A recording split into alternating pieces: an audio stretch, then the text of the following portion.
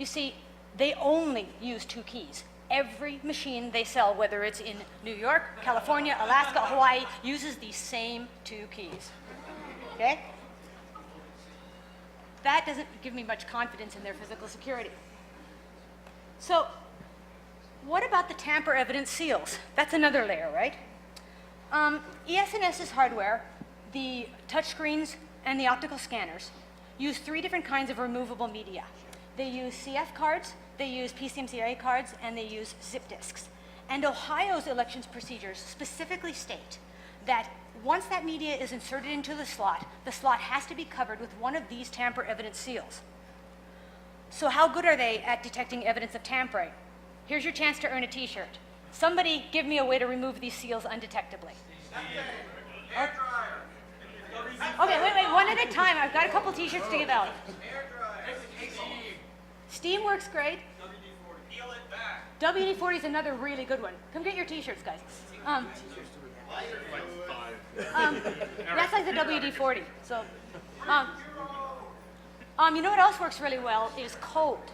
Cold actually works better than heat. And of course, you can always just buy them. The name of the manufacturer is on the labels. Just order a bunch.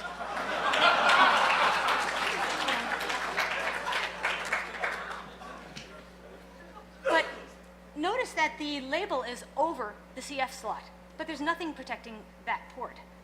These machines have a lot of open, accessible, completely unprotected ports. Would people actually pull out this plug? Well, Secretary of State Brunner told us that until she had seen this photograph, she hadn't understood what her own people had been telling her. Her election observers had watched at the last Ohio election, normal voters walk up on election day and pull out that plug. And of course, what does that do? That disables the audit trail. So much for a paper record of your ballot. And of course, it also gives you access to the printer port so you can print whatever you want on the audit trail. So, and in addition, some of the machines have Ethernet ports, modem ports. You can connect to them. Some of them are hidden behind the crappy locks, but that's not an issue. So another problem with these touchscreens is that they are seriously easy to recalibrate. I don't know if you can see on the screen, there's a tiny little X. But they calibrate just like any touchscreen. You poke the X and it moves somewhere else, and you poke it somewhere else. So what happens if you poke that X in the wrong place on purpose? You can make it impossible for this machine to record votes for a particular candidate. And this is so simple to do, we found it within the first 5 minutes of turning the machine on for the first time. Now, a major part of ES&S's touchscreen security is that little box with the red stripe that you see in the slot. That's that personal electronic ballot, the PEB. That is ES&S's hardware authentication token. And you need it to boot the machines, to turn them on in the first place. You need them to upload the firmware. You need it to install a ballot definition. You need it to open the polls, zero out the vote totals, close the polls, collect all the results at the end of the election. You've got to have one of these, and you can't buy them. We did try. But in our world... We can't buy them, you can probably. Yeah. Well, in the hacker community, if you can't buy something and you've got to have one, how do you get it? All together? You make it yourself. And we made ours with a PDA and a magnet.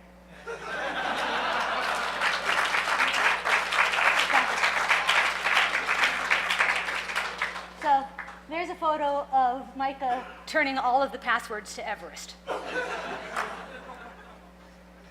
So the documentation for ES&S lists 3 kinds of these personal electronic ballots.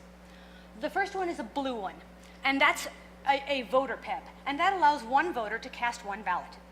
The second one has a red stripe on it, and that's the supervisor PEB. That allows a poll worker to turn the machines on, to open and close the polls, and to collect all the votes. There's a third kind of PEB with a yellow stripe, and that's a reset PEB. It can be used either by the poll worker or by a vendor's representative, and it resets the machine back to its default state if there's a problem. But imagine our surprise, since this is such an important part of the security of these touchscreens, imagine our surprise when we found that there's a 4th kind of PEB. You see, It's not listed in the documentation, but there's this PEB that allows you to have complete root access to the machine, and it doesn't require a password. That's my definition of a backdoor. I don't know what color it is, but ours was gray. So I think it's pretty common knowledge that the touch screens are broken. I think if you ask most people, they would say that you really can't trust the security on these touch screens. And that just leaves us the optical scanners. But there are a lot of problems with the optical scanners too. So let's get into a few. Some of them have to do with the passwords and the encryption that are used by the vendors. In the case of both the precinct individual ballot scanner and the central election headquarters big batch scanner, both of them will upload and run firmware without asking for a password. So if you can get access to the removable media, you can put your own firmware on there, stick it in the slot, and it will upload it and it will run it, no questions asked. They also do not do any form of encryption on that removable media. So once those votes are collected and you can get access to the media, you can alter the votes, the results of that election, and there's no way for anyone to be able to tell that you've done it.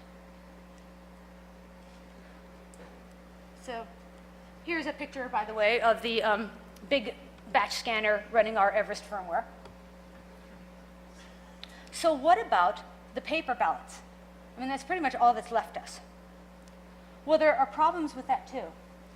You see, because of those cheap, crappy wafer locks, it's trivially simple to get access to the glass surface of the scanner.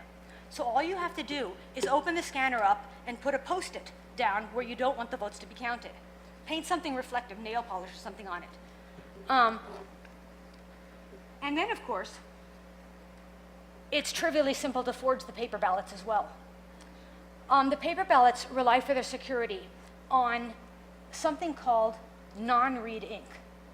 And you'll find this ink on security certificates like stock certificates. You'll see it on deeds. You'll see it on checks or cashier's checks sometimes. Usually it's wavy lines or an abstract pattern in a yellow ink or a red ink. And it relies for its security on the fact that that ink is invisible to the scanner. So on this ballot, some of these boxes are printed in regular ink, and some of those boxes are printed in security ink. The one at the top is in the security ink. And when you put that ballot through the scanner, either the big batch one or the individual precinct one, the scanner can't see marks where the security ink are, and it just passes that ballot right through. But if you try and make a photocopy of the ballot, or you try and print out your own version of it, that prints out in regular ink. The scanner sees boxes where it shouldn't see boxes, and it spits it out, and it prints across that LCD screen, possibly counterfeit. So how do you forge a ballot that's got this high security ink? With whiteout. All you have to do is get rid of the little security boxes, make as many copies as you want, and the scanner can't tell the difference. This ballot was accepted as authentic by both of our scanners. Now, you might think that an alert election observer might notice that those boxes are missing. They might not. Remember, Matt talked about the fact that every single precinct's election is different, and every single ballot looks different because my dog catcher isn't the same as yours, and my school board proposal isn't the same as somebody else's.